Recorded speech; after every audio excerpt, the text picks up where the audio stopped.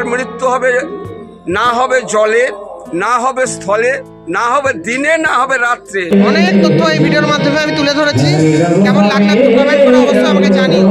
ভালো লাগলে চ্যানেলটাকে একটু লাইক শেয়ার সাবস্ক্রাইব করে এগিয়ে দিও। ঠিক আছে। জয় বিজয় স্বর্গের দ্বারে ছিল। সেই জয় বিজয় অভিশপ্ত হয়ে পরে তিনি জন্মগ্রহণ করেছিলেন হিরণ্যাক্ষ হিরণ্যকশিপু রূপে। দেখো এনারা সব টিফিন খাচ্ছে, এখন টিফিন খাচ্ছেন তো জয় নিতাই।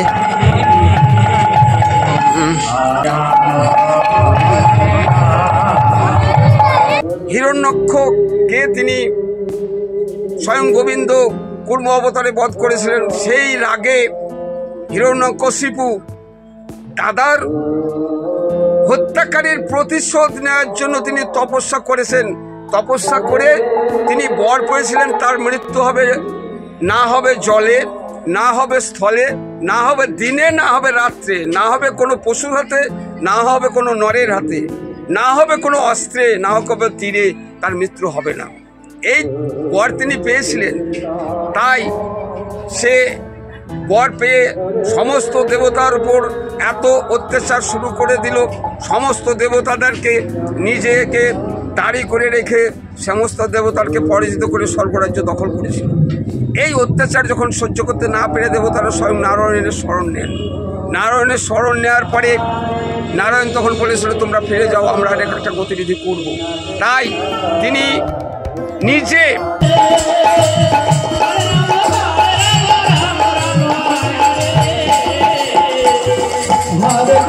हरे कृष्ण कृष्ण कृष्ण हरे हरे हरे राम राम राम हरे हरे।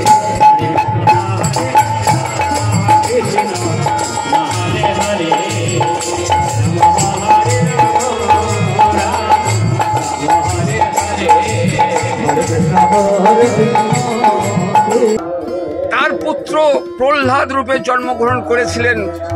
সেই প্রহ্লাদ হিরণ্যকশিপুর ছেলে। সেই প্রহ্লাদ জন্মি থেকেই যখন বাচ্চা অবস্থায় কান্নাকাটি করে, কেউ যদি কৃষ্ণ নাম শোনায়, মা কয়াধু তাকে কৃষ্ণ নাম শোনাতো, তখন কান্না বন্ধ করত। মা কয়াধু ছিল কৃষ্ণ ভক্ত। আচ্ছা, শুধু তাই নয়, কেমন করে কৃষ্ণ ভক্ত হলো? কিন্তু দত্তকুলের নারী কেমন করে কৃষ্ণ ভক্ত হতে পারে? পারে না। কিন্তু হয়েছিল কেন? যখন হিরণ্যকশিপু তপস্যায় গিয়েছিল, 5000 বছর তপস্যায় কি ছিল, সেই তপস্যা চলাকালীন ইন্দ্র শত্রু স্ত্রীকে হরণ করে নিয়ে গিয়েছিল কয়াধুকে।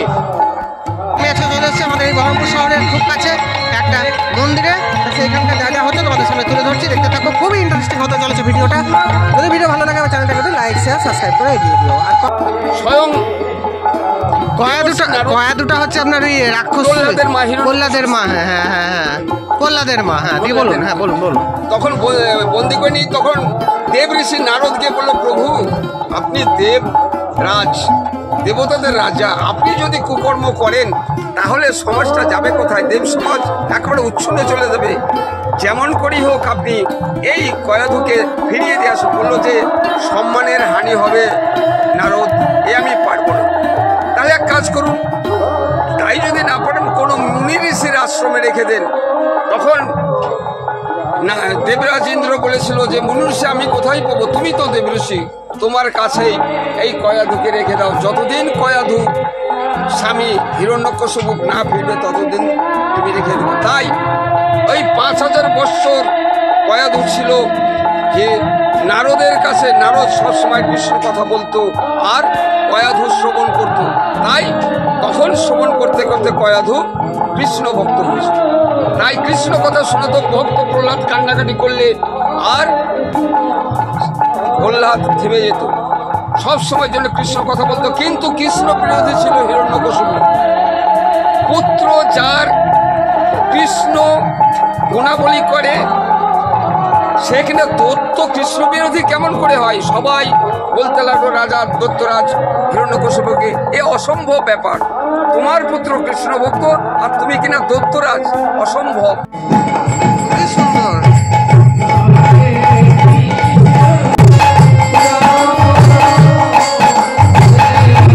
তখন বলেছিল ঠিক আছে আমি প্রহ্লাদকে সাহায্য করব। গুরুকে পাঠিয়ে প্রহ্লাদ কৃষ্ণ কৃষ্ণ কথা ছাড়া কিছুই বলতো না এবং সাথীদেরও কৃষ্ণ কথাই শোনাতো। তাই প্রহ্লাদ বলল যে ঠিক আছে, এই প্রহ্লাদকে আমি জীবিত রাখবো না। প্রহ্লাদরা ছিল 4 ভাই, আচ্ছা। তার মধ্যে প্রহ্লাদ সব থেকে বড়।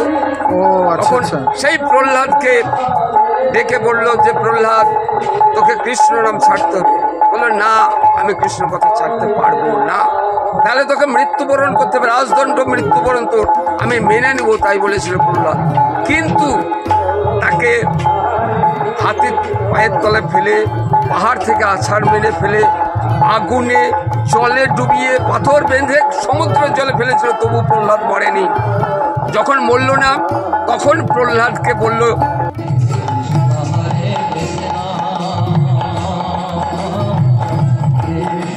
সর্পের গরল খাওয়ানো যায়, তাহলে প্রহ্লাদের মৃত্যু হবে।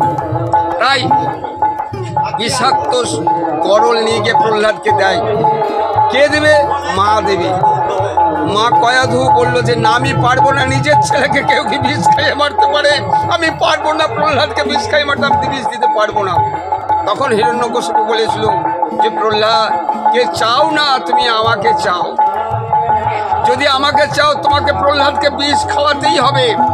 আর যদি প্রহ্লাদকে চাও, আমি তোমাদের ছেড়ে দিলাম, আমি তোমাদের আশা করব না। তখন কয়াধু বলল ঠিক আছে, আমি বিষ দেব প্রহ্লাদকে। তাই যখন বিষের বাটি গ্রহণ করেছিল, গোবিন্দ স্মরণ করে কয়াধু বিষের বাটি নিয়ে যাচ্ছিল। প্রহ্লাদ কারাগারে বন্দী ছিল, অত্যাচার সহ্য করতে না পারে কারাগার বন্দী করে গেছিল। 3 দিন উপবাসী ছিল। 3 দিন পরে মা দেখছে খাবার আনছে, বিষের বাটি তো জানছে না, মা আমার জন্য উপবাসে এসে খাবার আনছে। তাই প্রহ্লাদ আনন্দে মাকে ডাকছে। এগুলো সব সাল সেন্টার আছে।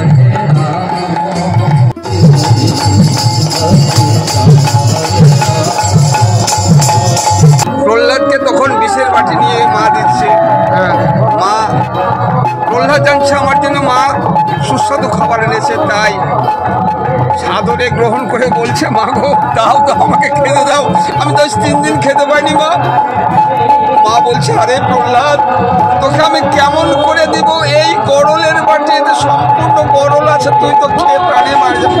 মা তাই দাও আমাকে, সেই গরল খেয়ে আমার ক্ষুধা নিবৃত্তি করবো। মা যেই গোবিন্দকে স্মরণ করে প্রহ্লাদের হাতে দিয়েই মা অজ্ঞান হয়ে পড়ে যায়। প্রহ্লাদ তখন সেই বিষের বাটি হস্তে নিয়ে খেতে যাবে, এমন সময় প্রহ্লাদ ভাবছে তাই তো এখানকার ঠাকুরগুলো সব ওখানে নিয়ে চলে গেছে। জয় জগৎ বন্ধু, এই যে গৌর নিতাই, রাধাকৃষ্ণ, এই যে সিংহাসনটা কত সুন্দর দেখেন। নতুন মন্দিরের শিলান্যাস হয়েছে 2024 সালে। এইরকম হবে আর কি মন্দিরটা কমপ্লিটের পরে এইরকম দেখাবে। দেখেছেন কত সুন্দরভাবে তৈরি করা হবে আর কি। 3টে চূড়া বিশিষ্ট, 1 কোটি টাকা বাজেট। পঞ্চতত্ত্বের মন্দির, রাধা গোবিন্দের মন্দির, শিব মন্দির সব থাকবে একসঙ্গে। প্রহ্লাদ ভাবছে তাই তো, আমি তো কোনোদিন এই গোবিন্দকে নিবেদন না করে আমি খাদ্য খাই না, কিন্তু আজ কেমন করে এই বিষ গোবিন্দকে নিবেদন করতে পারবো না, আমি গোবিন্দকে নিবেদন করতে পারবো না। তাই প্রহ্লাদ বিষের বাটি রেখে দিয়ে হাও হাও করে কাঁদতে কাঁদতে পড়ে যায়। তখন গোবিন্দ এসে তাকে বলে আরে প্রহ্লাদ, তোর ভয় কি রে, তুই আমাকে নিবেদন কর, গরল আমি তোকে অমৃত করে দিচ্ছি। তাই গোবিন্দকে নিবেদন করে প্রহ্লাদ সেই বিষ ভক্ষণ করেছিল। তাই আমাদেরও উচিত, সকল মানুষের উচিত, যে কোনো খাদ্য খাবার আগে আমরা গোবিন্দকে নিবেদন করে সেবা করি, তাহলে আমাদের কোনো কারো অসুখ বিসুখ হবে না। যেহেতু প্রহ্লাদ গরল খেয়েও হজম করেছে। দেখলো যখন প্রহ্লাদের আর মৃত্যু হলো না, তখন প্রহ্লাদকে ডেকে নিয়ে দরবারে নিয়ে গেল। নিয়ে গিয়ে বলল প্রহ্লাদ, তোর সব থেকে কে বড় বলতো?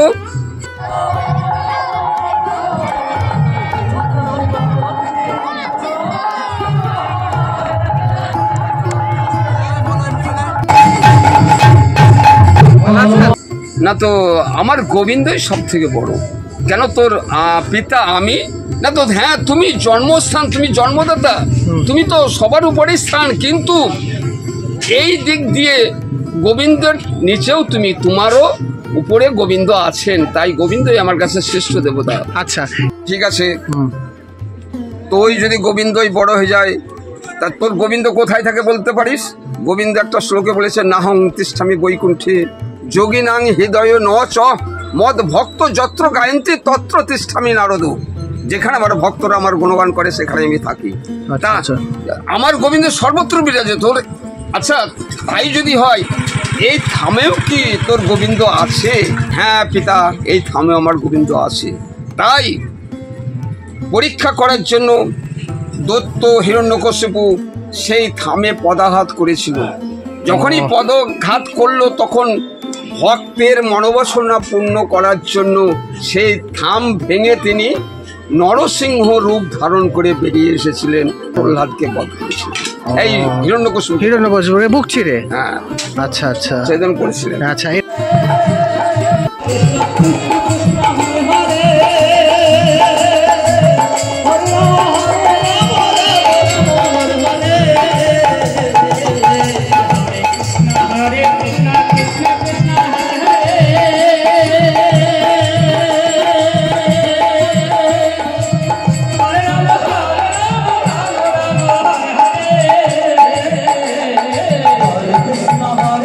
অগ্নি ঋষির পুত্র পরশুরাম।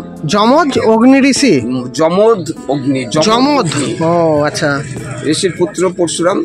তা পরশুরাম হচ্ছে আর কথায় ভিগুরাম বলতে পারেন। আচ্ছা, আপনি বলে যান আপনার মতো। সেই ভিগুরাম পরশুরাম নাম ধরেছিল যখন তপস্যায় গিয়েছিল, সেই সময় কার্তবীর্যার্জুন গিয়েছিল তার রাজ্যে। আচ্ছা, কার্তবীর্যার্জুনটা কে? কার্ত একজন ক্ষত্রিয় রাজা। আচ্ছা আচ্ছা আচ্ছা। সেই কার্তবীর্যার্জুন গিয়েছিল মুনির আশ্রমে, সৈন্য সামন্ত নিয়ে উঠেছিল। উঠে বলেছিল যে মুনিবর, আমরা তো এসে খুব ক্ষুধার্ত হয়ে পড়েছি, আমাদেরকে কিছু খেতে দিতে হবে। তখন বললে যে ঠিক আছে, একটু অপেক্ষা করুন, আমি আপনাদেরকে সব সেবার ব্যবস্থা করে দেব। মুনিবরের কাছে ছিল এক কামধেনু গাভী। আচ্ছা আচ্ছা। সেই গাভীর সাহায্যে সে সমস্ত কিছু, গাভীকে যা চাইতো তাই পেত। তাই সমস্ত রাজ সৈন্য এবং রাজার খাবার সে যোগান দিয়েছিল। রাজা কার্তবীর্যার্জুন ভাবলো, এত শীঘ্র এত খাবার তৈরি করলো কেমন করে, এর তো একটা তত্ত্ব জানতেই হবে। তখন বলেছিল যে মুনিবর, আপনি এত তাড়াতাড়ি এই খাবার জোগাড় করলেন কেমন করে? তখন বলেছিল যে আমার একটা গাভী আছে, সেই গাভীকে আমরা যা চাই সেই তাই পাই। তা তখন বলেছিল সেই রাজা মুনি একা, তখন বলেছিল এই গাভী আমার দরকার, আমাকে দিতে হবে। তখন বলেছিল না, এই গাভী আমি দিতে পারবো না, এই গাভী আমি দেব না। তাই কার্তবীর্যার্জুনের সঙ্গে যুদ্ধ হয়েছিল মুনির। আচ্ছা, যুদ্ধে পরশুরামের রাজা কার্তবীর্যার্জুনের সঙ্গে ওর বাবা পরশুরামের বাবার সঙ্গে। হ্যাঁ, পরশুরামের বাবা, ওনার নামটা কি বললেন? যমদগ্নি। যমদগ্নি, হ্যাঁ। দিয়ে তারপরে বলুন। তারপরে সেই যুদ্ধে যমদগ্নি মুনিকে হত্যা করে কার্তবীর্যার্জুন গাভীকে হরণ করে নিয়ে যায়। ওটাকে আপনারা একটু দর্শন করুন। দেখো, নাম নানিলি মুখে মজিলি সংসার সুখে বিদ্যাকুলে কি হইবে তার। দেবতার নাম, অর্থাৎ বিভিন্ন ঠাকুর দেবতার নাম না নিয়ে শুধু বিদ্যালয়ে পড়াশোনা করে আমাদের কোনো কাজে লাগবে না বন্ধুরা। তাই শ্রী চৈতন্য মহাপ্রভু, সেই সঙ্গে শ্রী শ্রী নিতাই গৌরাঙ্গ, এদের আমাদের নামগুলো না প্রতিনিয়ত মুখে একবার করে অন্তত করা দরকার। পুত্র পরশুরাম এসে জিজ্ঞেস করে যে কোথায় গেল। তখন সমস্ত ঘটনা বলার পরে বলল, ঠিক আছে, আমিও প্রতিজ্ঞা করছি এই বাবাকে যারা বিনা অপরাধে হত্যা করেছে সেই ক্ষত্রিয়কে আমি ধ্বংস করব, শুধু একবার নাই, 21 বার ক্ষত্রিয় ধ্বংস করব। তাই পরশুরাম ধারণ করে তিনি ওই 21 বার ক্ষত্রিয়দের ধ্বংস করেছিলেন। বলতে পারেন যে 21 বার ক্ষত্রিয়, তার একবার যদি ক্ষত্রিয় ধ্বংস হয়ে যায় তাহলে আবার ক্ষত্রিয় জন্মাই থেকে, তাই না? কিন্তু শাস্ত্রে বলছে ক্ষেত্র যার ফসল তার। ক্ষত্রিয়দের রমণীগুলি তো আর ধ্বংস হতো না, সে তো অন্যের ঔরসে জন্মতো, সে ক্ষত্রিয়ের জন্ম হতে সে ছেলেও ক্ষত্রিয় জন্মতো। তাই ক্ষত্রিয়কে ধ্বংস করেছিল এই পরশুরাম। তারপরে আসছে রাম অবতার। রাম অবতার তো সীতাকে উদ্ধার করা, রাবণকে বধ করা, সীতাকে উদ্ধার করার ব্যাপারটা একটা কারণ হচ্ছে রাম অবতার একমাত্রই কারণ রাবণ এবং কুম্ভকর্ণকে উদ্ধার করা। এই রাবণ কুম্ভকর্ণকে সেই স্বর্গের দ্বারী জয় বিজয়, প্রথমে হলো হিরণ্যাক্ষ হিরণ্যকশিপু, দ্বিতীয়ত হলো রাবণ কুম্ভকর্ণ। এরা অভিশপ্ত হয়ে এসেছিল এই ভূমণ্ডলে, এসে গোবিন্দ বলেছিল যে তোমরা কিভাবে মুক্তি চাও, যদি শত্রুতা করে আমার সঙ্গে মুক্তি পেতে চাও তাহলে 3 জন্মে মুক্তি পাবে, আর যদি মিত্রতা করে আমার সঙ্গে মুক্তি পেতে চাও 100 জন্ম থাকতে হবে তোমাদেরকে। তা বলেছে ঠিক আছে, আমরা শত্রুতা করেই মুক্তি নেব। তাই তো হিরণ্যাক্ষ গোবিন্দের শত্রু ছিল, এবার রাবণ কুম্ভকর্ণ গোবিন্দের শত্রু হয়ে দাঁড়ালো এবং স্বর্গের দেবতাদের অত্যাচার শুরু করলো। এই অত্যাচার সহ্য না করতে পারে দেবতারা গোবিন্দের কাছে যায় ক্ষীরসাগরে। ক্ষীরসাগর কিন্তু আমাদের এই পৃথিবীতে নাই, পৃথিবীতে ক্ষীরসাগর নাই। যে ক্ষীরসাগরে সমুদ্র মন্থন হয়েছিল সেই ক্ষীরসাগর আছে। সে তো কি নক্ষত্র নামে একটা নক্ষত্র আছে, সেই নক্ষত্র আছে ক্ষীরসাগর। 200 বছরের প্রাচীন এই মাছি তোলার যে স্থানটা, আপনারা একটু শাস্ত্র ঘেটে জানবেন, বুঝতে পারবেন। আচ্ছা আচ্ছা, সেই বলুন বলুন, আপনি বলে যান। সেই শ্বেতকী নক্ষত্র আছে ক্ষীরসাগরে, তিনি ধ্যান করছিলেন। সেইখান থেকে বললো যে যাও আমি গিয়ে অবতার রূপ ধারণ করে গিয়ে আমি উদ্ধার করব। তাই তো রাম অবতারে এসে সীতাকে উদ্ধারের ছলনায় রাবণ কুম্ভকর্ণকে বধ করেছিলেন। এটা রাম অবতার। হ্যাঁ, রাম অবতার। হ্যাঁ, হলো পরশুরাম গেল, শ্রীকৃষ্ণ আসছে। হ্যাঁ, শ্রীকৃষ্ণ অবতারেও তাই শিশুপালার দন্তবক্রকে উদ্ধার করার জন্য তিনি এসেছিলেন। সেই জয় বিজয় শিশুপালার দন্তপাল দুইজনাই এসেছিলেন, তাই ওকে উদ্ধার করার জন্য উদ্ধার করেছিলেন। কলিতেও উদ্ধার করার জন্য এসেছিলেন নিমাই চৈতন্য রূপে জগাই মাধাই। সেই জগাই মাধাইকে কলিতে উদ্ধার করে নিয়ে নিজে সঙ্গ করে নিয়ে তিনি চলে গেছেন। এই তো তারপরে আসছে বামন। বামন তো প্রহ্লাদের নাতি হচ্ছে ওই বলিরাজ। বলিরাজও খুব ভক্ত হলেও দেবতাদের প্রতি অত্যাচারিত হয়েছিলেন এবং বলিকে উদ্ধার করার জন্যই তার ওই বামন অবতার রূপ ধারণ করা। তাই তিনি বলি যখন একটা দানযজ্ঞ করেছিলেন, সেই দানযজ্ঞে গিয়েছিলেন। দানযজ্ঞে গিয়ে বলল যে প্রভু আপনি কি দান চান? তখন বলেছিল যে আমার তো সেরকম কিছু চাই না, আমি বামন ভিখারি মানুষ, আমাকে ত্রিপাদ ভূমি দান করুন। আচ্ছা, এটা একটু জোরে জোরে বলবেন। হ্যাঁ, ত্রিপাদ ভূমি থেকে। হ্যাঁ, ত্রিপাদ ভূমি দান করুন। তা বলেছিল মাত্র ত্রিপাদ ভূমি? না তো হ্যাঁ ঠিক আছে আমি দান করব। যখনই দান করব বললো, তখনই তার গুরুদেব শুক্রাচার্য, দত্তগুরু শুক্রাচার্য বললো না বলি তুমি দান করো না, না তো না আমি কথা দিয়েছি বামনকে, বামন যা চাইবে দান করব। তাই সে যখন ত্রিপাদ ভূমি দান করে চেয়েছে, আমি ত্রিপাদ ভূমি দান করব। ঠিক আছে, দান করে দেখবেন যে কোনো দেবতারা কাউকে যদি কিছু, কিংবা যে কোনো মানুষও কাউকে যদি দান করে, আমাদের কি হয়, তুলসী গঙ্গা জল নিয়ে সেটা তার হাতে দিয়ে বলে হ্যাঁ এই অমুক জিনিস তোমাকে দান করলাম। তাই কুমণ্ডলের জল নিয়ে বলিরাজ দান করতে যাবে, এমন সময় সেই শুক্রাচার্য কমণ্ডলীর নলের ভিতরে ঢুকেছিল, ঢুকে ফুটোটা বন্ধ রেখেছিল। ঢালে কমণ্ডলীর জল পড়ে না। তখন বামন রূপধারী স্বয়ং গোবিন্দ বলে যে প্রভু আপনার নলের ভিতরে হয়তো কি আটকে গেছে, খোসা মরণ বেরিয়ে যাবে। যেই কুশের খোসা মেরেছে আর সেই শুক্রাচার্য চোখে গিয়ে লেগেছে। যেই চোখে লেগেছে কুশের যন্ত্রণায় শুক্রাচার্য ধরপড় করতে করতে বেরিয়েছে, তখন থেকে শুক্রাচার্যের একটি চোখ কানা।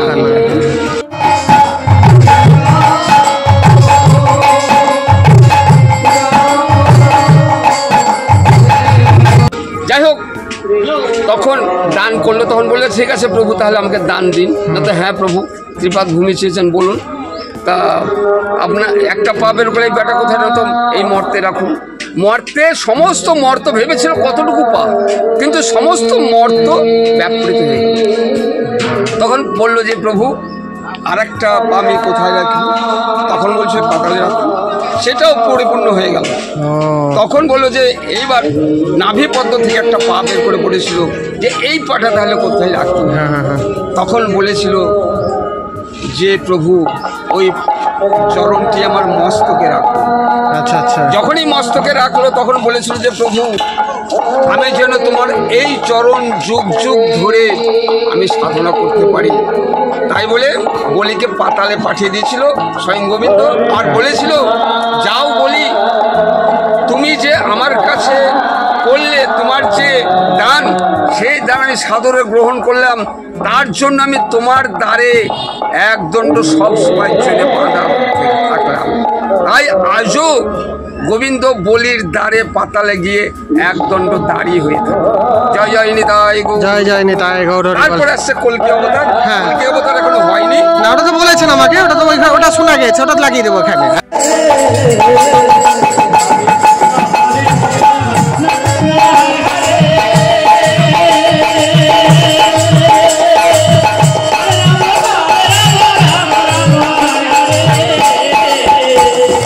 Hare Krishna Krishna Krishna Hare Hare Hare Rama Rama Rama Hare Hare Hare